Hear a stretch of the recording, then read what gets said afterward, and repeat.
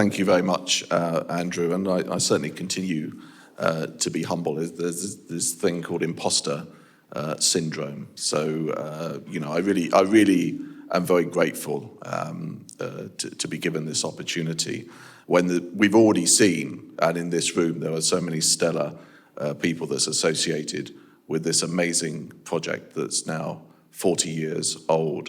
And I just want to start off by paying a little tribute of my own to Essex, because I owe, certainly my career and so many things to the university, not least meeting my wife, Mervat, who is also an amazing inspiration to me as a human rights activist, and you'll be hearing from more tomorrow. But I'm sort of in the middle, I think, from the colleague up there and you, Andrew, because I came to Essex in 1993.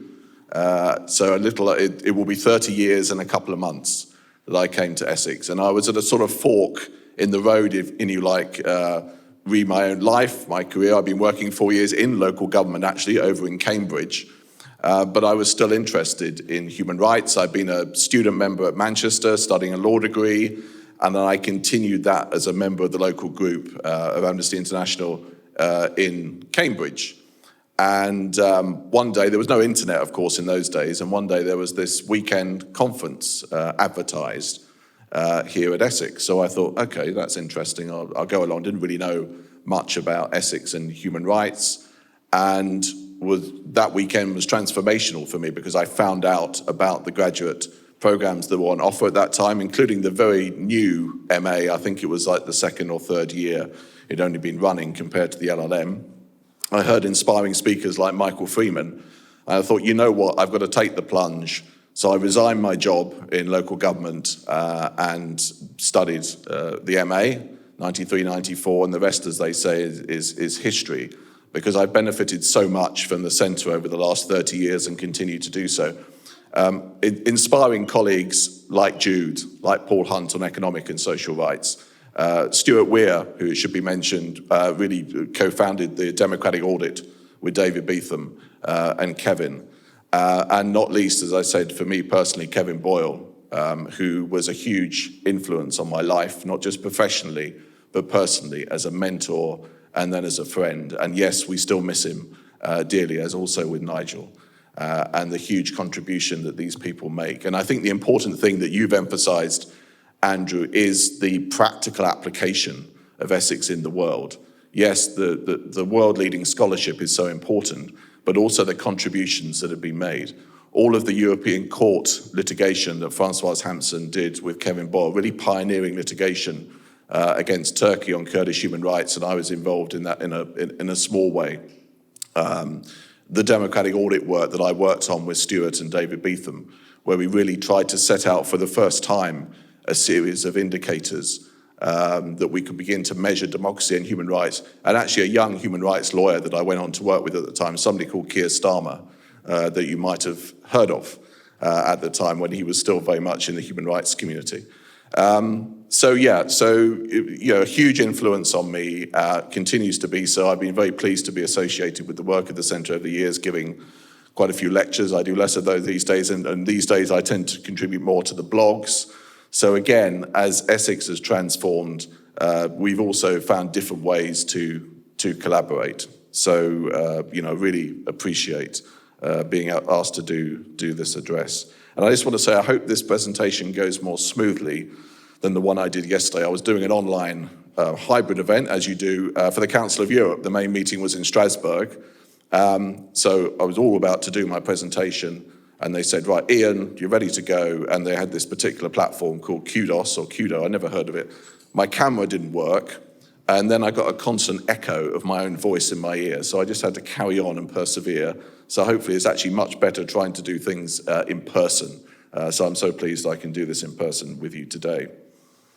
So coming on to the subject, really, which I want to talk about, and I think it does really prefigure a lot of what you'll be hearing, I think, over the next 2 days here at Essex. Reasons to be optimistic, why the Human Rights Project is far from over. A few weeks ago, I was in Geneva with Mervat, listening to the incoming head of a very well-known international human rights NGO. And he just assumed office as the Secretary General of this organisation. You might know from possibly what the organisation is. And I expected him to be quite optimistic. You know, he's coming in, working actually with one of the leading and most established human rights organisations, been around about 60 years. However, he was quite pessimistic and saw a number of negative trends with respect to the Human Rights Project, and particularly the increasingly uphill challenges we face to secure justice and accountability for violations. And we can see many examples which might bear out some of this pessimism. The undermining of international and regional human rights law mechanisms, not just by the usual suspects, sadly, but even in this country with the ongoing debates within the UK governing party and the wider public about the European Court of Human Rights, and even potentially leaving the European Convention on Human Rights. And that's not something I could believe that we will be debating in the 21st century.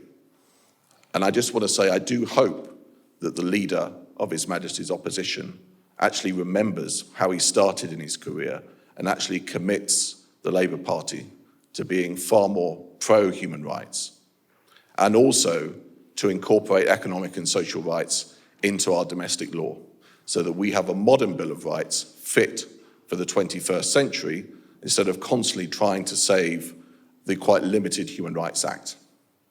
But I digress. There is this so-called anti-woke agenda that we hear so much about now.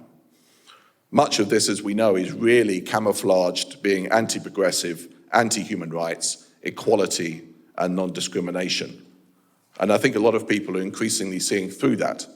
But it's clearly, particularly people on the right, as we know, in the media, in politics, stoking up culture wars, and actually being a very sort of anti-progressive agenda that I think we can and need to push back on and to show it for what it really is. And why human rights, and this is particularly why I work in economic and social and cultural rights, the rights that people need every day. And I think there is definitely a role for us to be rolling out the narrative about why these rights matter to people. These are not just about the so-called criminals, illegal migrants, and terrorists, even though we must guarantee fundamental civil liberties. But we can tell a positive story about human rights matters to all of us every day. The increasing attacks on human rights defenders. The organisation Frontline documented at least 401 defenders killed in 26 countries for their work last year. 401.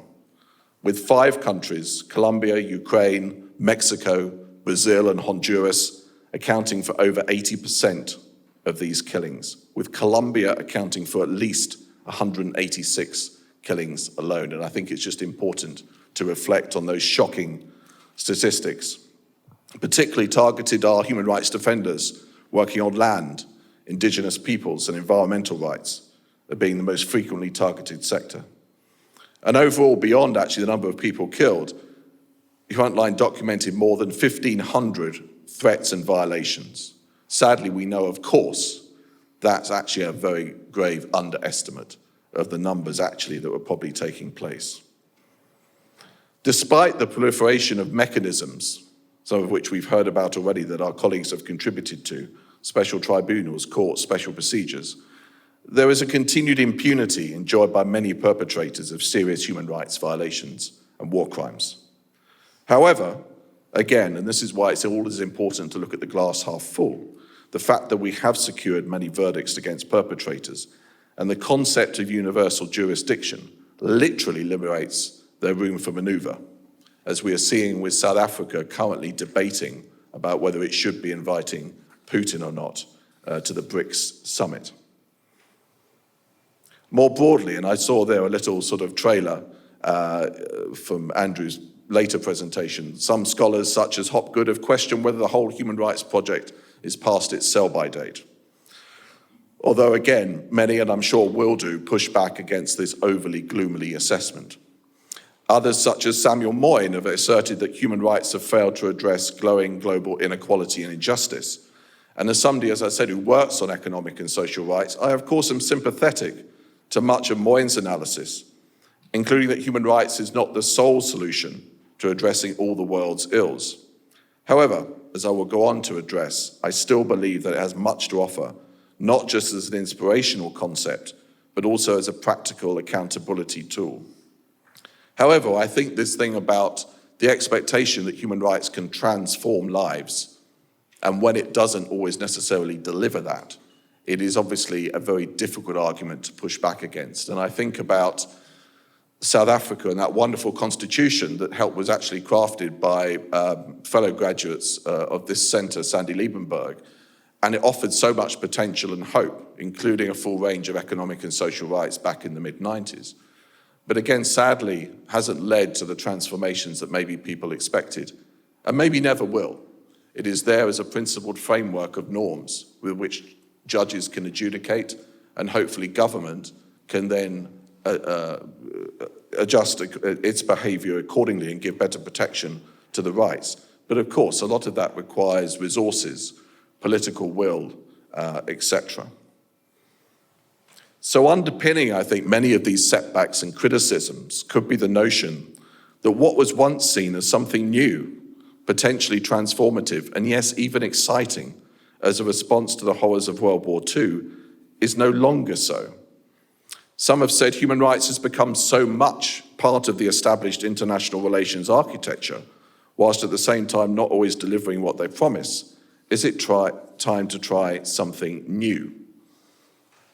However, I believe, and I'm sure pretty much all of you do in this room, that in the year when we celebrate not just 40 years of this centre, but also 75 years of the Universal Declaration of Human Rights, there are reasons to be optimistic. This inspirational project that came out of the horrors of World War II can still help us navigate today's myriad challenges and, yes, build a better world. But first, I just want to go back a little bit of history.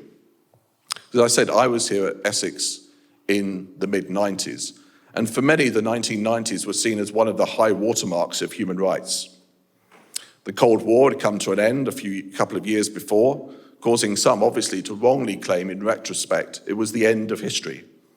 So-called Western liberal democratic models of government, including commitments to human rights, had triumphed and would be replicated universally.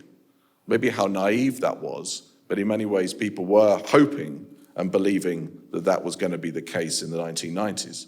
As I said, apartheid had also come to an end. And again, I can remember fellow South African students excitedly going down to vote in London in the country's first free and fair elections in 1994. In the human rights world itself, new treaties had recently been or were being rolled out, such as the Convention on the Rights of the Child and the Convention on the Rights of People with Disabilities. In 1993, we had the Watershed Vienna Conference, reaffirming the universality and indivisibility of all rights, as well as leading, ultimately, to the creation of the Office of the High Commissioner for Human Rights later that decade. This landmark event was subsequently joined by the Beijing Conference on Women's Rights and the Cairo Conference on Population and Development.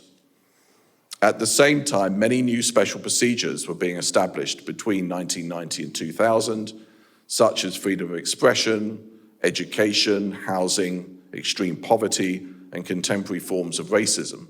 And I think this was part of, Andrew referred earlier, and yes, we still have to sometimes challenge this, believe it or not, 75 years on, this silo, the hierarchy between so-called first-generation rights and second-generation rights, economic and social rights.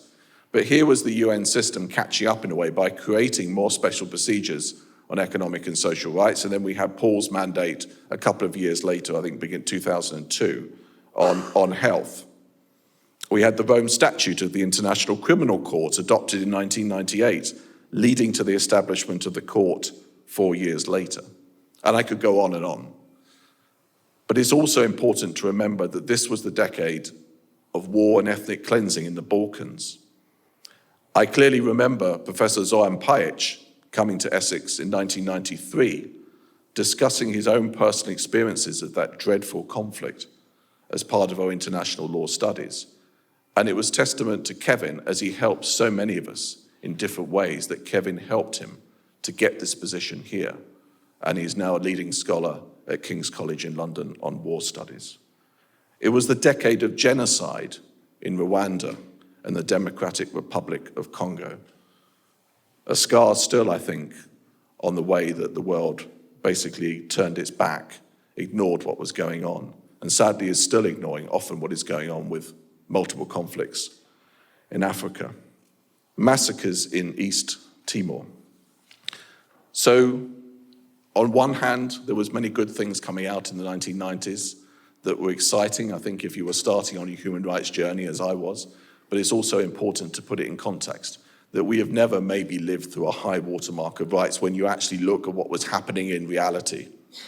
So yes, the importance of creating new standards, new mechanisms, but I think one of the crucial things is obviously always implementation. How do we actually guarantee better protection and better enjoyment of human rights for rights holders? And that's what we're in the business is. But then obviously 9/11 happened and everything changed. There's no need to rehearse all the negative impacts on human rights during the following 2 decades that have happened. Guantanamo, extraordinary rendition with the routine use of torture, an illegal war in Iraq, disastrous occupation leading in turn to more conflicts and atrocities, the rise of ISIS. But suffice to say that one of the biggest losers, in a way, was the West's reputation, if it was ever earned, as an upholder of rights. The last decade has also witnessed a growing global economic inequality exacerbated by the COVID pandemic. The richest 10% of the global population currently take home 52% of the income. The poorest half, 8%. The poorest half own just 2% of global wealth, while the richest 10% own 76% of all wealth. Something is not right here. So against this pessimistic backdrop, why should any of us believe that working in human rights should have still some reasons for optimism and is worth doing?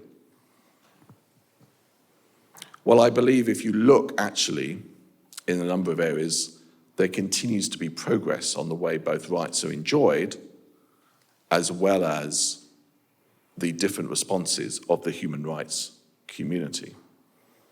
The relevance of using a human rights approach, which we just saw in the fantastic work on COVID, to come out with practical tools within a few months of that pandemic.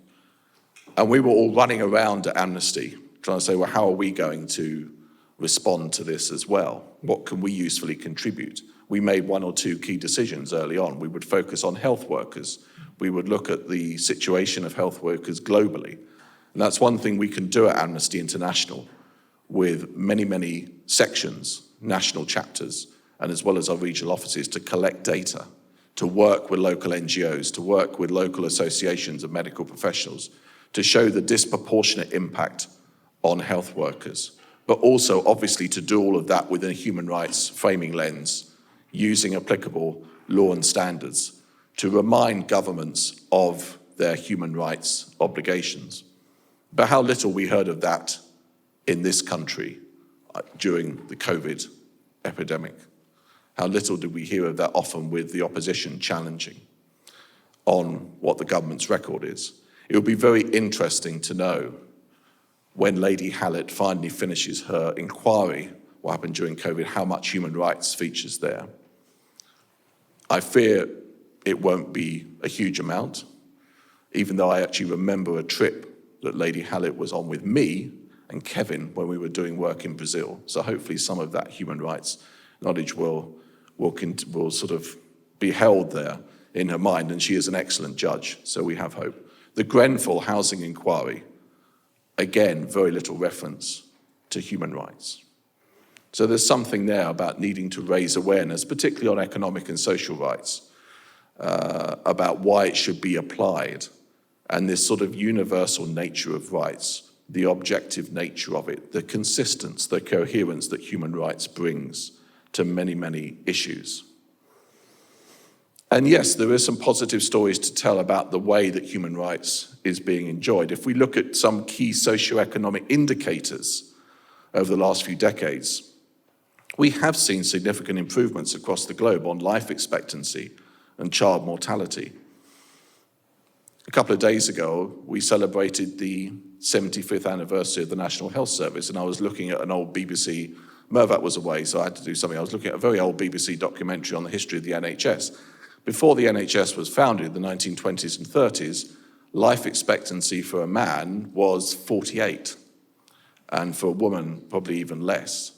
And we've made huge strides, but not just huge strides in the developed world, but also in lower income countries as well. And that should be recognized, together with other health outcomes as well. Of course, it's not linear, and there are dips. You know, COVID has had a huge impact, not just on people getting COVID and dying from COVID, but obviously the failure then to address other diseases because of lack of resources.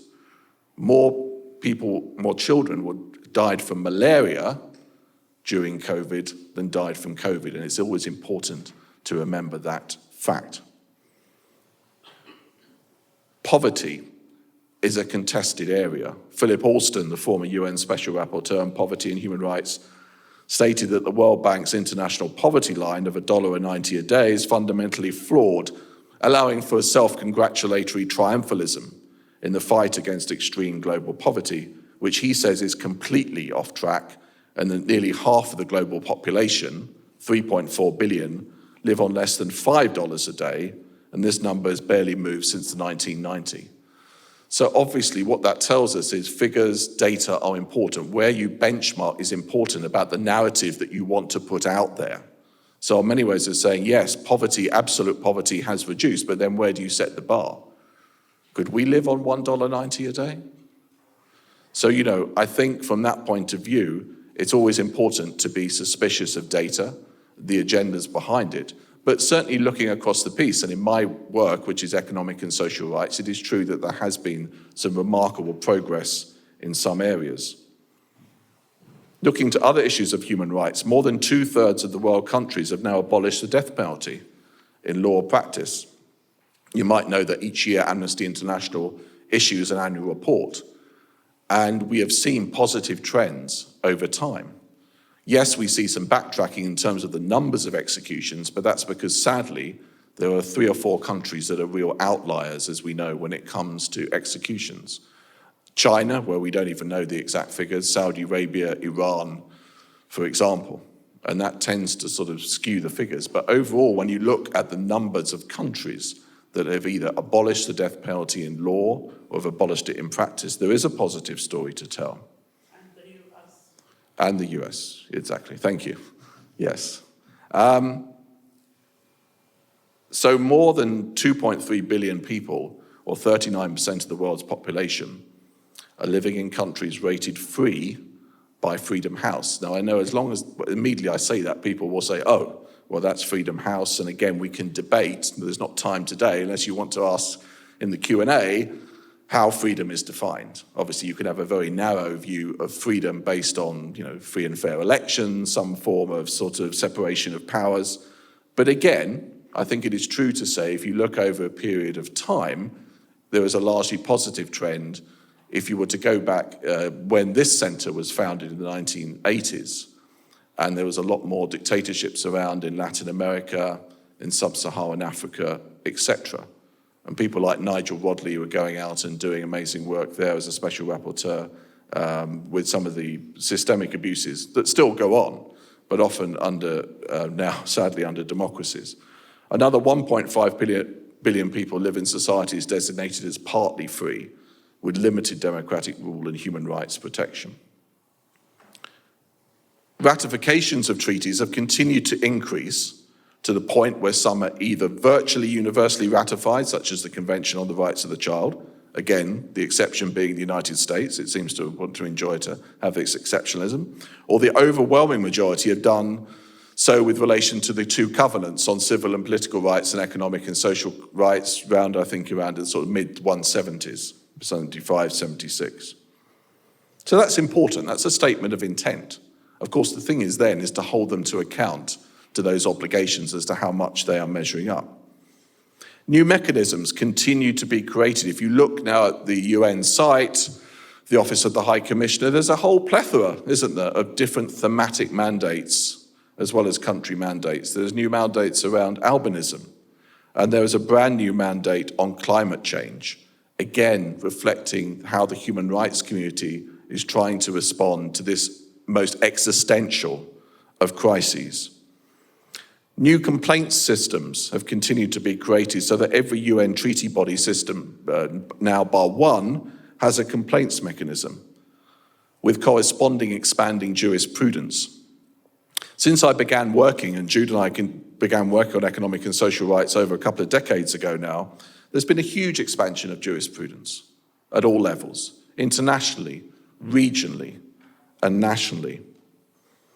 Many of which actually reflects, and I strongly agree with Andrew here, about the role of local government. Local government has a key role, as we know, in delivering a whole range of economic and social rights. And so this focus often, as you said, on the national capital, of seeing that the foreign ministry is the holder of rights, and that the other ministries and that local government has no role to play, is indeed a huge mistake. And when I did a big research project pre-COVID in South Africa looking at the state of the education system. It was clear there were issues with the national government, but a lot of it was to do with provincial governments and their rolling out and delivery of education. There is increasing investment in regional mechanisms, such as the Arab system, which again, my wife Mervat has been a leading expert on. And only as I said yesterday, I was at a panel celebrating the 25th anniversary of the collective complaints mechanism under the European Social Charter. Sadly, a mechanism that is still relatively unknown and understood, but has achieved real change, not just in its jurisprudence of looking at really big, difficult, challenging structural issues on socioeconomic rights, but has also created a real expansion of jurisprudence at the same time. And as someone who's just worked on 5 of those complaints, and I've ended up filing 5 of them, and it is a lot of work, because you're not just dealing with an individual case, individual situation. It's a form of class action or public interest litigation when you're looking right across the piece, and we're still waiting actually for our first decision that we filed some 4 years ago on this condition of Roma housing and forced evictions in Italy, which sadly is still a huge endemic problem in that country. But again, those delays speak to the problems, as we know, with all of these mechanisms. And as I said yesterday, that is not a criticism of the committee and the brilliant staff that support these committees, these UN treaty bodies, the European Court of Human Rights, the African Court, the Inter-America Court. It is the lack of investment by states in these mechanisms, the lack of resources that they have been given to process cases quicker, to deliver justice quicker, and to put the victims and the rights holders at the center. So that's, again, is important. All of this is work in progress, isn't it? There have been new standards addressing the rights of groups such as LGBTQI and older people are being developed. There is also much greater attention in holding non-state actors, including businesses, more to account. And it's great to see the hub established here at Essex. We have a long-standing business and human rights team that I and others working on economic and social rights work very closely with. And it's not just the usual suspects such as extractive industries, but also, yes, big tech in terms of artificial intelligence, recognizing the benefits that technology can bring, but also the dangers in terms of over-surveillance, in terms of excluding people through algorithms to access to public goods and services. So new issues are being taken on all the time. We have to respond to these. So at Amnesty, for example, we're now working on the climate crisis. We're working on tax, which is an area that I'm leading on, debt, and also social protection. But these are also really challenging areas, particularly for an organization like mine, where you have millions of members. And most of them, when they think about tax, all they want to think about is, I don't want to pay any more tax, and I don't really want amnesty for working on tax, because what's that got to do with human rights? Until you tell them, well, how does the government get revenue to deliver all those public goods and services?